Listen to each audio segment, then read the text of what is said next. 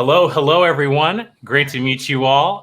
Excited. Hope you all are having a great Friday. I am super excited to be here with Michele Romanow and Ashraf Hebela from Clearbanc and Silicon Valley Bank.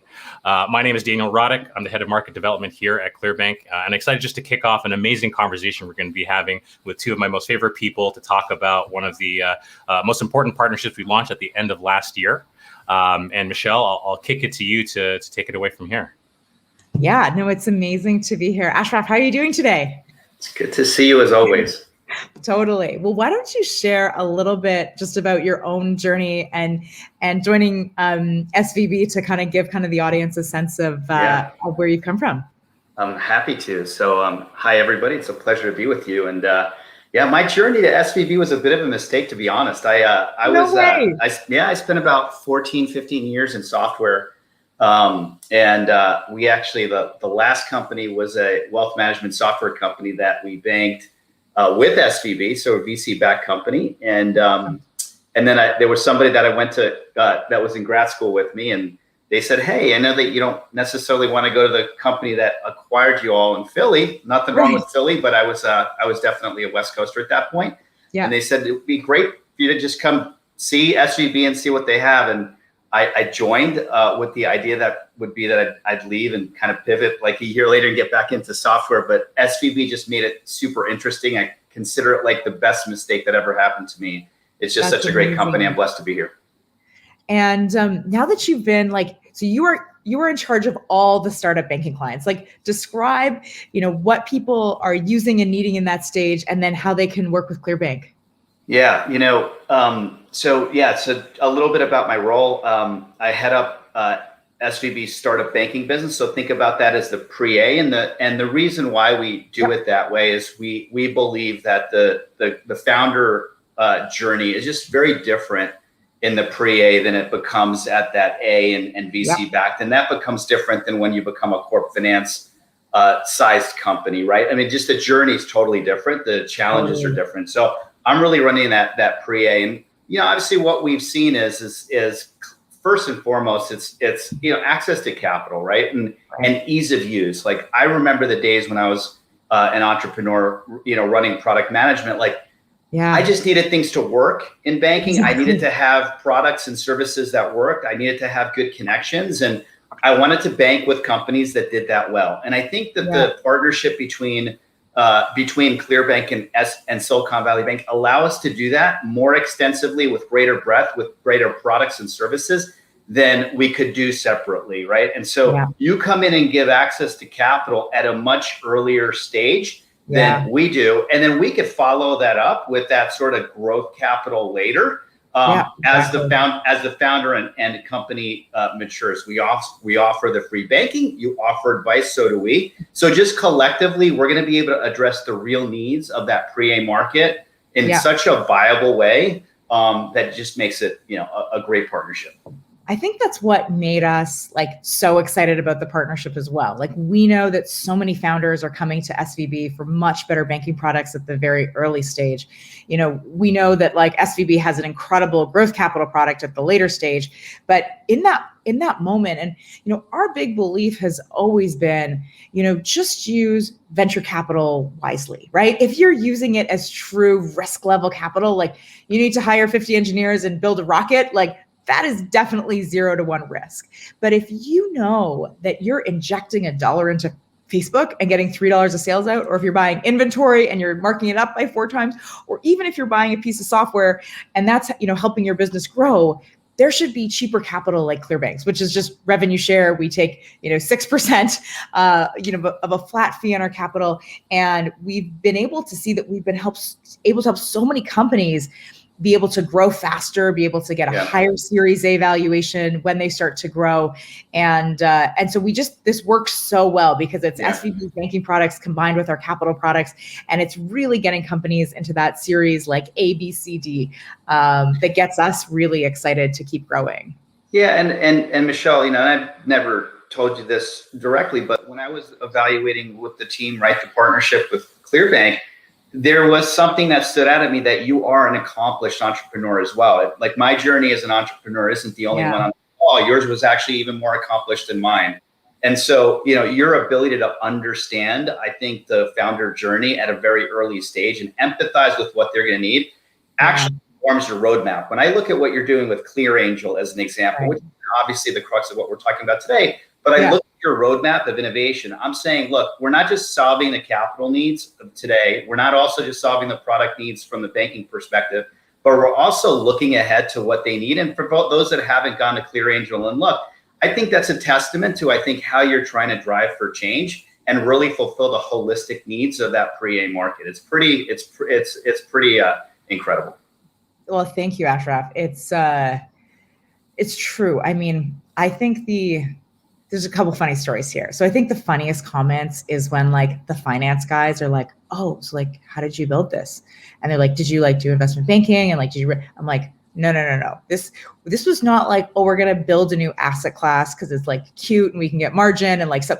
This was actually like, I am our customer. Like for 10 years, no one would give me capital. And the worst part of my job was like the fact that my banking system didn't match the accounting system and like figuring out how much money we were really making and like no one would give us capital. Like that is all I thought about for years. And I think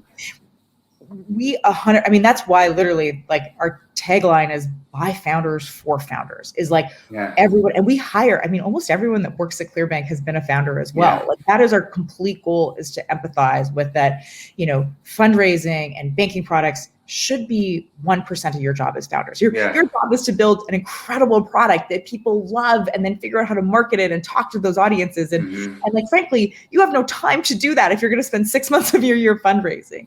No doubt.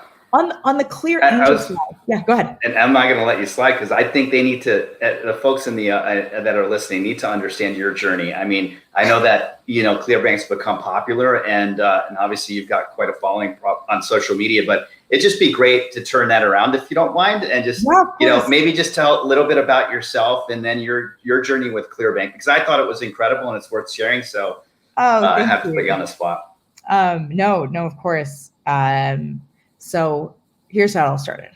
I end up in engineering because my parents tell me I can study anything I want as long as it's engineering. So I started with like an abundance of choice.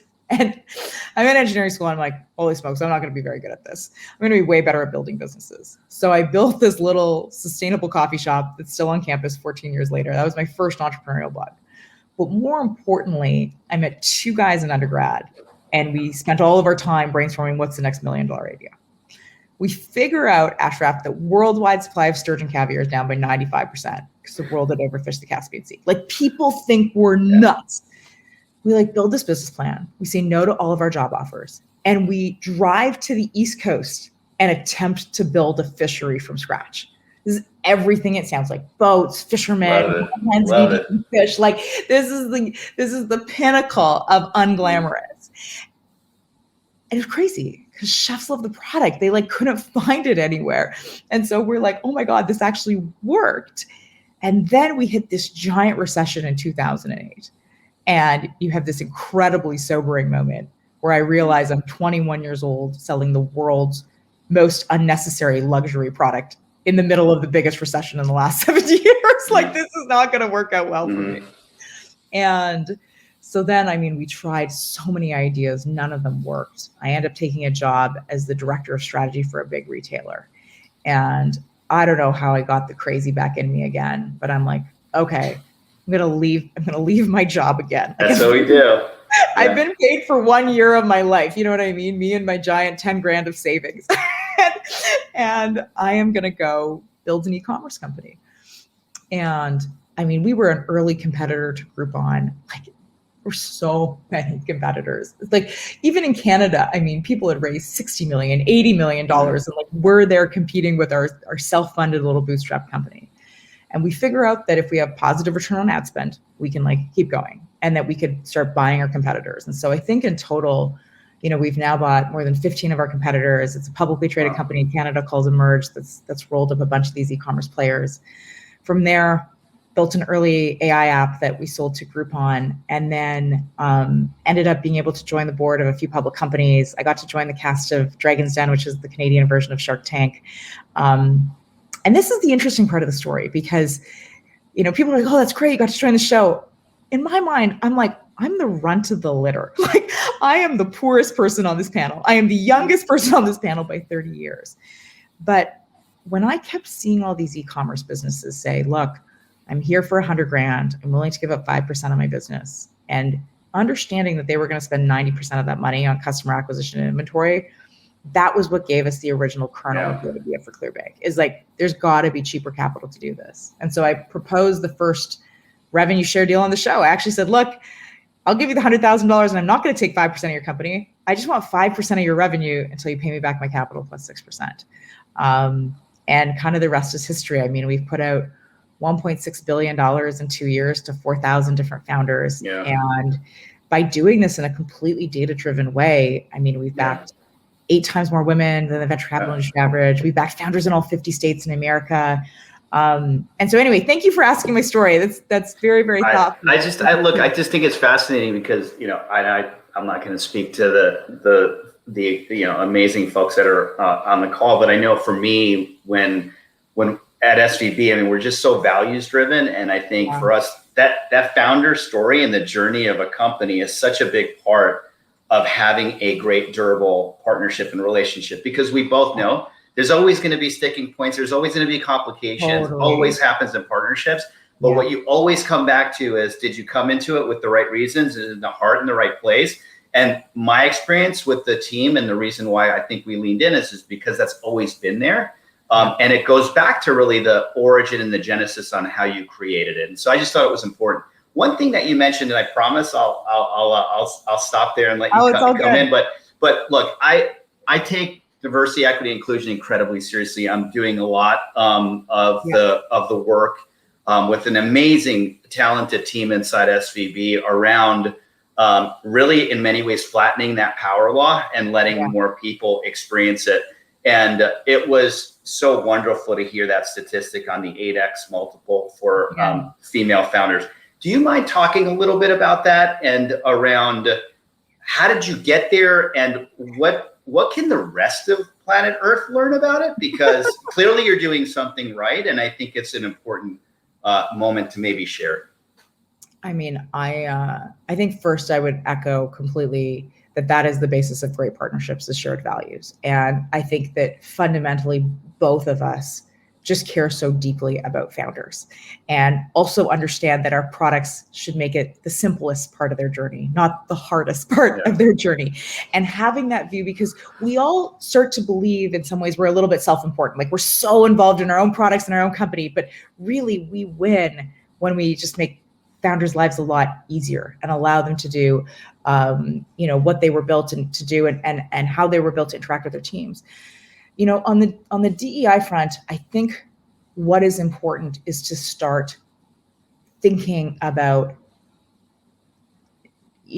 for us, it wasn't thinking about incremental change. It was thinking about blowing up the model. I mean, I think, I was just on CNBC and was commenting on, we're at whatever, 6 or 7%, CEOs or some female CEOs that are running, Fortune, and we're moving up, like a percentage a year. I think as the stat is women get 2% of venture capital, and that was a stat 5 years ago. And, we've eked up to 3%, right? We're not, it's going to take us 150 years to get to where we're looking for. And so on this front, I think, for our model, we had to blow things up totally. We had to say that as many people had believed that investing had always been about a human-to-human relationship, and that we could only take human-to-human relationships to make decisions on either angel investing or capital going into companies. We went out and we said, we think we can do this with data, and we think we can do this with only data. And and here's the important part, Ashraf, is that we have done nothing unique on the top of the funnel. I really mean this. We didn't go and we didn't look for people of color, and we didn't go look for female founders. We said, we are open to everyone. And I think it just illustrates the opportunity that's in front of us. Like there are so many more founders than we are seeing within little networks, right? Like there's a reason it is easy to raise venture capital if you went to Harvard and Stanford. And the reason is because 40% of VCs went to Harvard or Stanford. You cannot possibly believe in diversity of thought if people were all educated at one of two institutions, which are great institutions. There's nothing wrong with that. It just doesn't mean that we're diversifying a human to human business out there. And so I think that that is how I would start looking for that. And I think, caring about diversity of thought is so important into building the world that we all want to be living in. Yeah. And I love that. And I think the partnership, and genuinely, like, this stuff is really important to both of us. And so, this isn't a sales pitch. Like for us, like, I think one of the things that really worked out well is that if you look at the economics of getting a loan, from Clearbanc, it's one of the arguably the best in terms of the economics that you're going to see out there, right? And then we're turning around on the SVB side and saying, look, I mean, one of the big things that we did when I first joined startup banking is we said, look, like, I remember again what it was like to be a founder. I didn't want to get charged with a ton of fees, with hidden fees, and so we just stopped. We just said, look, we have to make this an easy process with as the least amount of physics inertia as possible, and get people to a place where they can actually have a chance to succeed and get out of their way, right? And we both know the statistics. I also run our enterprise analytics group. And we've done a lot of, obviously, we bank a lot of companies, and obviously in a very data compliant way, we've been able to sort of peel the onion back and understand what a success rate looked like. And on average, it takes about 2.5 successful companies for you to hit that, scale, value creation, the type of stuff that VCs love. So when you think about it, part of the journey that we're creating isn't just with the company, it's with the founders. And that is about giving them a durable road path that is low fee, low economics. And then from there, really moving their journey from their current company, hopefully succeeds, but also recycling their experience back into the innovation economy. So we look at this as a long-term relationship, and it starts with good product that's a low fee, right? Anyway. And we share that exact same value, is that it's a great product. We called our product the 20-minute term sheet for a reason, right? I ran around Silicon Valley, and it takes 3 months to get a term sheet that you really like. And so at least we should be that option for you. So you have kind of a Clearbanc option in your back pocket.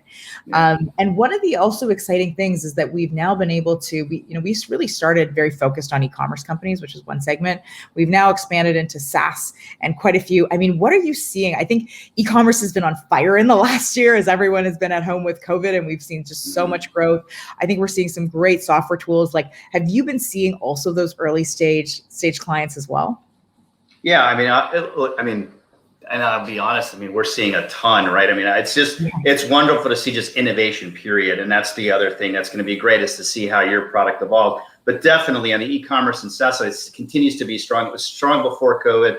And it's strong during the pandemic. But we're seeing innovation happening across the channels, right? We've got a huge life science business, and the amount of innovation we're seeing in biotech, med devices, general healthcare health tech has been incredible. And I think with that innovation is going to be some much more interesting SaaS and e-commerce plays in the future, because we both know, again, health tech is coming to the fore. Health tech in general is going to have aspects of it that is going to be SaaS based, right? Yeah, and so we're seeing some evolution of standard SaaS and e-commerce, which I'm very excited about as we move into the future. So yeah, for sure, yes, we're seeing it. I think the other thing that happened this year, Ashraf, is we just had a bunch of people. My favorite stat actually on all of COVID is that there were double amount of new businesses created last year in the US than any year in the previous 8. People, there was both a combination of unemployment, which was not desirable, but there was a combination of a huge number of people that were like, I'm not doing this anymore. If a virus is going to kill me, I am going to build my dream. And totally. It was a mindset that people got themselves at. I am not, and it was this explosion of new businesses were created last year because customer demands also completely changed. So exactly what you're seeing on the health tech, now it seems now I think there's going to be these moments where it will just seem so bizarre, some of the things we did. Like I think about, we could never sell color cosmetics well online, but the thought of going into a Sephora and using like a communal lipstick tester is like by far, I mean, we have masks on, we stand a distance from people now. Like it's crazy. Like why we would go to a doctor to get a prescription filled with a bunch of other sick people. Like, of course, these things seem completely bizarre. I totally agree with you. But I think we're going to see this kind of explosion of new companies being created.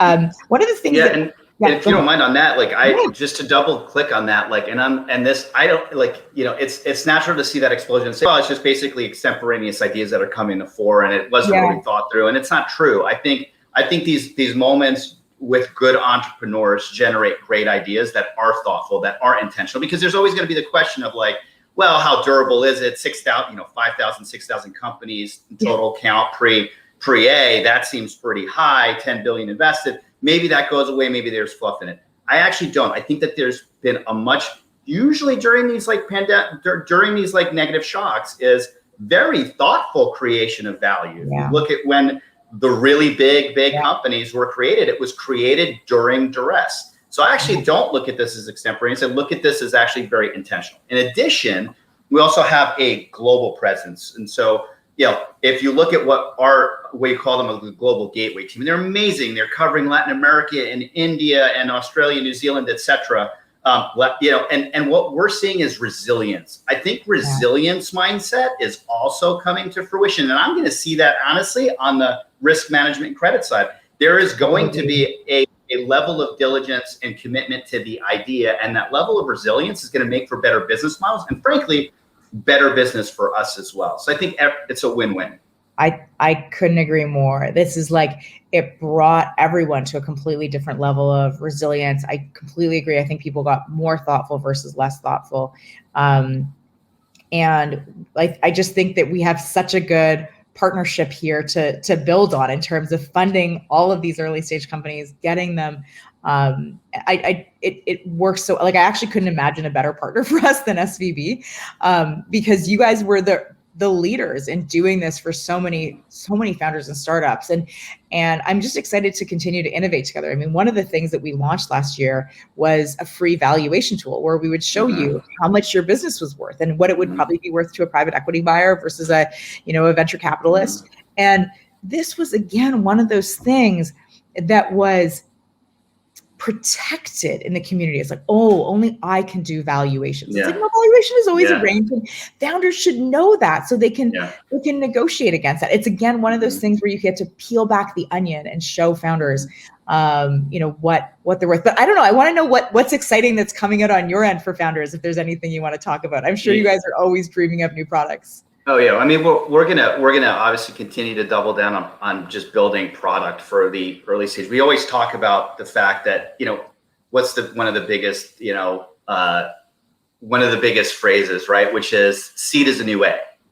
And when you say that, well, at least at SVB, we're gonna have to mean that, right? And that means that if we're gonna say seed is a new way, it means we actually have to start treating seed companies like they were the A's. And that means building product that is meaningful to the seed round. It is no longer the prior 15 years what it meant to have seed. You raise legit money, you have legit governance, and there are major expectations on you from the investment community. And so we're going to continue to build. Like I mentioned, we built free banking. We've got an innovator's card that is accessible, and we are constantly adding more clients on the innovator's card. And that is a charge card, and you could use it again for growth. So think about that in a conjunction with, the e-commerce companies or SaaS companies that are getting also funding through Clearbanc. That's a pretty good chunk between the innovator's card, the charge card, and what they're getting from Clearbanc. That's part one. Part two is we're going to continue to innovate on the digital. We know that digital is going to have to be a strong point. It is no longer an option. I think that the market should expect more out of us in 2021 and going into 2022 on that front. We just announced a $900 million acquisition of Boston Private, a private bank. That's awesome. And so we have great intentions in the coming years to really dig in, not just on the EIS, not just on the companies, but the people behind the companies. I want to stress that again. It's like, we love the companies, but it's also the employees behind the companies that make companies special. And we have to be able to serve them as well on the private banking side. So expect a lot. And then we're also building our team of really the relationship management side. I really believe that in a world where it's not just robots and it's just not people, I think that the world of cyborgs wins, where people are always going to matter, right? And I think that what SVB has built, 35 years has been really around building great relationships person to person. Again, I remember as an entrepreneur when things got tough, I didn't just want to have a form that I submitted to tell me what my next step was. I needed to talk to a human. And I think we're hiring people that are from, again, these are former social capital, former StartX, former Techstars that were lining up to provide insights and networks and advice. And so expect more of that from us as well. So I know that was very loquacious, but hopefully that gives you a little bit of an idea of what's coming. No, I think that's amazing, and would totally agree. Like, just think about how much more runway we're giving founders between your charge card plus Clearbanc Capital. They can actually get to a true, now, well, I guess the A is now the B, so they can get to a whole different level. So we would love people to check out the partnership at clearbanc.com/SVB. I think the last 2-second story I'll end with is, thank you for talking about Clear Angel. That project, like many others, almost didn't make it about 10 times. And so, I think for every founder and innovator out there, if it feels like you're getting a lot of no's and if it feels like it's not working, you're doing the right thing.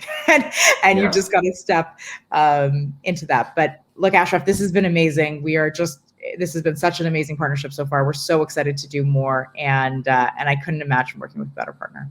Well, and likewise, I feel, and SVB feels the same way about Clearbanc and you. You've been amazing as a partner, and like I said, this was easy because this is just an example of what it took to actually make this deal happen. It's just such an easy conversation with you, Michelle, and a part of it is, again, you're just a brilliant entrepreneur. You're doing the right thing, and your heart is absolutely, you and your team's heart is absolutely in the right place to do good by the founders who have it hard as it is trying to get to product market fit. You're trying to make it easier, and that's why it was a no-brainer for us. Yeah.